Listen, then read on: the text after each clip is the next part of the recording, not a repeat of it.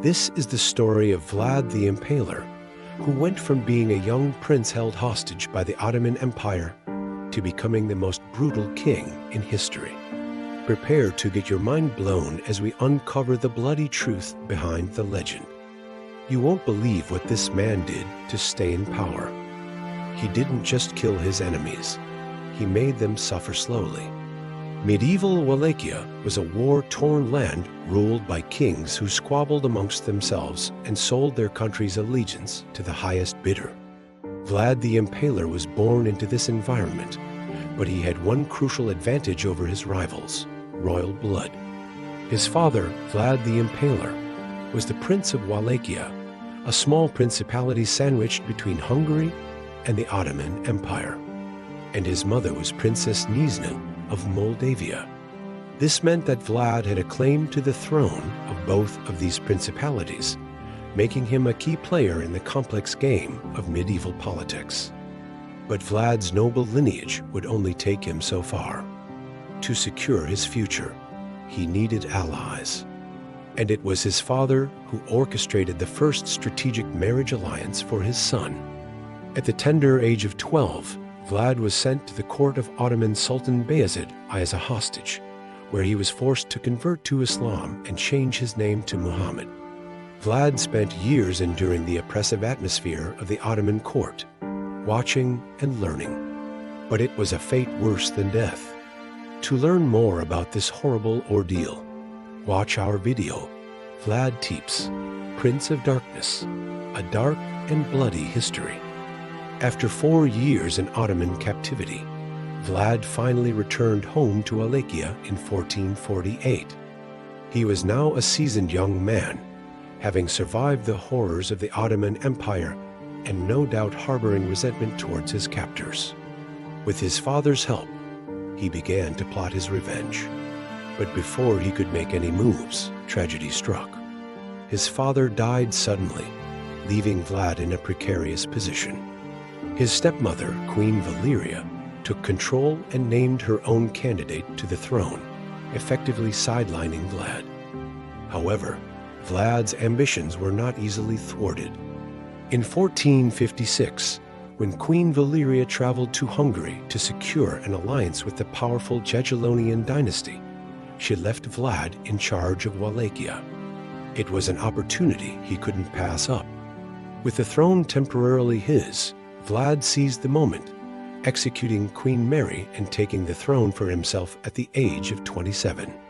He was now Vlad the Impaler, Prince of Wallachia, and he wasted no time in stamping his authority on the people. But while his rule was absolute, his power was tenuous. His claim to the throne was weak, and he had powerful enemies both within and outside his borders. The Hungarians, for instance, were unhappy with the new regime in Wallachia, seeing it as a threat to their own power. They demanded that Vlad recognize the authority of the Hungarian king and submit to his overlordship. But Vlad was not about to play second fiddle to anyone, least of all the Hungarians. He rejected their demands and prepared to defend his hard-won throne. As the Hungarian army approached, Vlad knew that he was outnumbered and outgunned. So he turned to his most potent weapon, terror. He assembled a small force of elite soldiers, armed them with long spears, and charged into the fray. The battle was brutal, but Vlad's forces fought with the ferocity of men who had nothing to lose. In the end, the Hungarians were defeated, and Vlad had secured his place on the throne. But this victory was just the beginning. For Vlad was not content with merely ruling Wallachia. He wanted more. Over the next few years, he expanded his territory and influence, conquering neighboring principalities and subjugating their people. But his victories were not won on the battlefield. Instead, Vlad employed a more sinister tactic: impalement. It was a form of capital punishment that involved wooden stakes driven through the body, usually from front to back, leaving the victim suspended in mid-air. It was a horrific way to die, and yet Vlad embraced it wholeheartedly. He used impalement as a tool of intimidation, a warning to potential enemies that if they crossed him, they would meet a gruesome demise. It was also a way to humiliate his victims, to dehumanize them and display their lifeless bodies as trophies. In 1461, Vlad decided to take his brutality to a whole new level. He organized a massive campaign against the Ottoman Empire, the very empire that had once held him hostage. He led his troops across the Danube, pillaging and burning villages, and left a trail of impaled bodies in his wake. The Ottomans were caught off guard, and Vlad's army grew as he went, forcing local populations to join his crusade against the Turks. By the time he reached Constantinople, his capital, he had built an army of 30,000 men.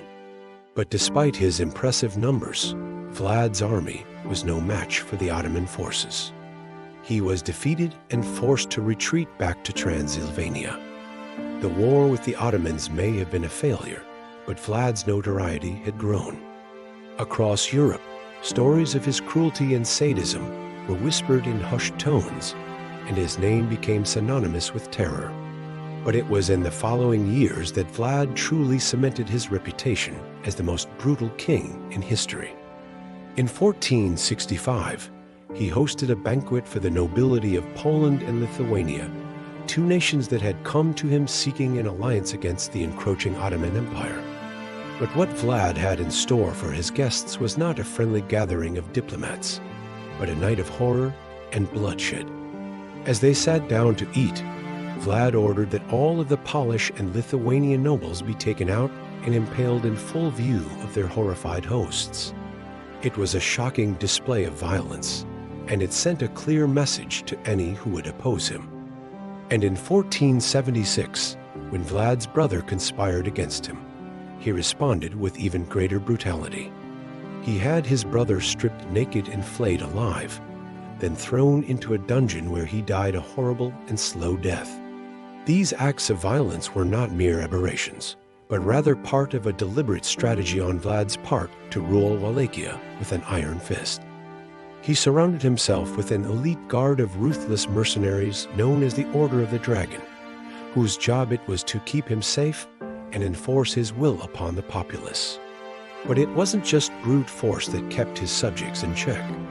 Vlad also employed psychological warfare, deliberately spreading rumors of his cruelty and even staging fake executions to terrify his enemies.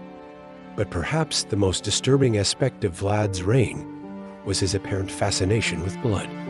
According to legend, he dipped his bread in blood and served it to unsuspecting guests, and he delighted in throwing gold coins from a tower, watching as the common folk fought over the riches. Vlad's behavior was erratic and unpredictable, and it left his people terrified and demoralized. As his reign went on, the stories of his cruelty grew, and it seemed as though no one was safe from his wrath. But despite his reputation for violence, Vlad was not without his supporters. Some of his subjects, particularly the lower classes, saw him as a champion of the people, a defender of the poor against the oppressive nobility. Others admired his ruthlessness and believed that it was necessary to keep order in a chaotic world. It was during this time that Vlad became known as Dracula. The name has become synonymous with evil and darkness, but its origins are actually quite mundane. Dracula was a term used in Wallachia and other parts of Eastern Europe for the son of the dragon. It was a title of nobility that Vlad had adopted when he came to power, but it soon took on a darker meaning. As Vlad's reign continued and the stories of his brutality spread, the name Dracula became a byword for evil. People began to whisper that he dipped his bread in blood, that he hosted orgies in the ruins of old churches, and that he dipped his bread in blood. Perhaps the most disturbing rumor of all was that he dipped his bread in blood. The story goes that one night, as Vlad was hosting a banquet for visiting nobles, he ordered that their bread be dipped in blood. When his guests protested, he simply smiled and told them that it was just a joke. But the damage was done.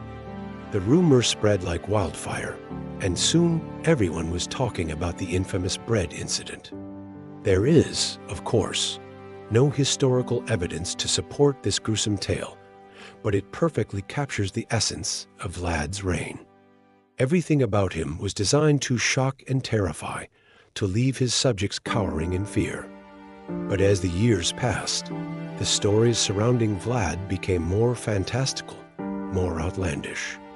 Eventually, the line between fact and horror became blurred, and Vlad the Impaler became Dracula, the mythical ruler of Wallachia.